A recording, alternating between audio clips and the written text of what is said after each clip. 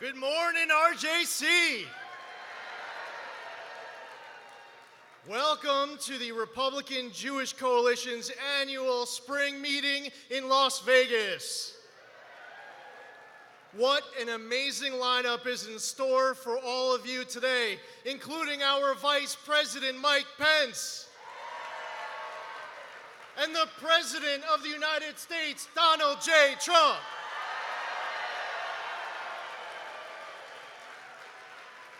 My name is Zeldin. I represent New York's 1st Congressional District. The co-chair of the House Republican Israel Caucus, a member of the House Foreign Affairs Committee, and a ranking member of the Oversight and Investigation Subcommittee. I'm one of only 2 Jewish Republicans in Congress, along with my good friend David Kustoff of Tennessee. My colleagues and I, we're fighting for a strong and effective foreign policy.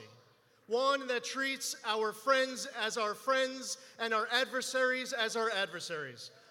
Understanding our adversaries do not respect weakness, they only respect strength. We can't be silent, not because we want war, but because we want to prevent it. We believe that we should never send our troops into harm's way unless they are sent to win. You send our troops to win, or you do not send them at all. And when they come home, they are treated with the love, the dignity, and the respect that they deserve on behalf of a very grateful nation. An American foreign policy should be one that opposes BDS, one that opposes anti-Semitism. America's foreign policy should be one that strengthens our relationship with the greatest ally we have in the world, a beacon of freedom and hope in a very dark region of the world, a strong democracy, our friend, the Jewish homeland of Israel.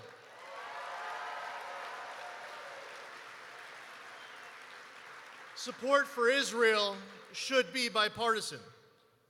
Opposition to the BDS movement should be absolute. Rejection of anti-Semitism should be a unified call. But we all know that that's just not the way it is right now in 2019. The Corbynism that overwhelmed the Labour Party in the UK is growing stronger right now in the Democratic Party here in the United States. Anti-Semitism must never be accepted, tolerated, or promoted. It should never be elevated, empowered, or embraced. It must be identified, confronted, and crushed.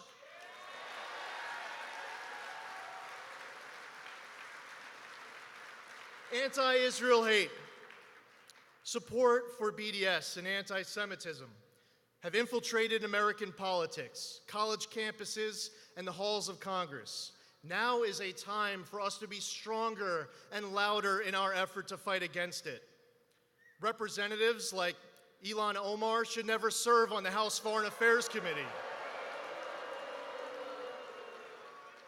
Her appointment reflects not only her values, but the values of those who appointed her to this important committee in the first place. She is anti-Israel, pro-BDS, anti-Semitic. She's requested leniency for ISIS fighters. She props up Maduro in Venezuela. She blamed American foreign policy for the al-Shabaab attacks in Kenya. Instead of singularly, forcefully, unequivocally condemning anti-Semitism, in recent weeks, House Democrats brought forth a watered-down, spineless, all-hate matters resolution that Representative Omar celebrated as a win that she secured. The resolution should have named names, but it didn't. If Rep. Omar was a Republican, it would have. If Rep. Omar was a Republican, she would be booted from the House Foreign Affairs Committee. The double standards that are at play right now with Nancy Pelosi and the Democrats are disgusting. Speaking of occupants of key real estate in our nation's capital, how great of a job has President Donald Trump done to strengthen the U.S.-Israel relationship?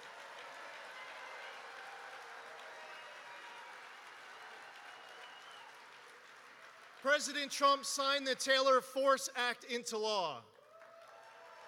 Never should U.S. tax dollars go to the Palestinians as long as they incite violence and financially reward the terror that has led to the murder of innocent Americans and Israelis. President Trump made the correct decision to withdraw the United States from the fatally flawed Iran nuclear deal.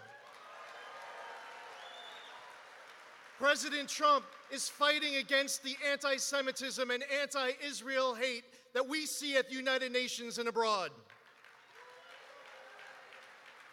Recently, President Trump recognized Israeli sovereignty over the Golan Heights. And of course, President Trump was not only fulfilling his campaign pledge and the campaign pledge of presidents and candidates in the past, most importantly, he was doing the right thing when he moved the U.S. Embassy in Israel to Israel's rightful capital, what should be recognized as the indivisible capital of the great state of Israel, the city of Jerusalem.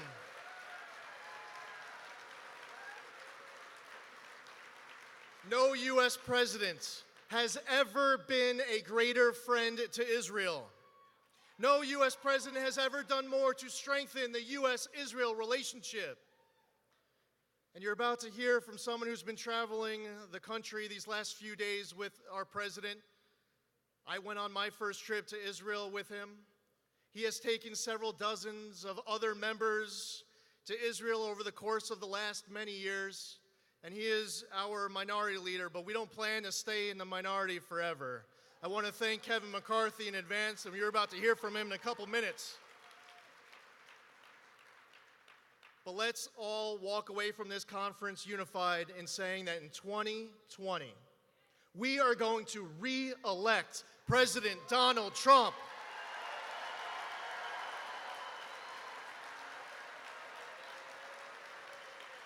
We are going to hold on to our majority in the United States Senate. And we are going to help our next speaker, Kevin McCarthy, take back the House. God bless you. God bless America. Let's have a great day.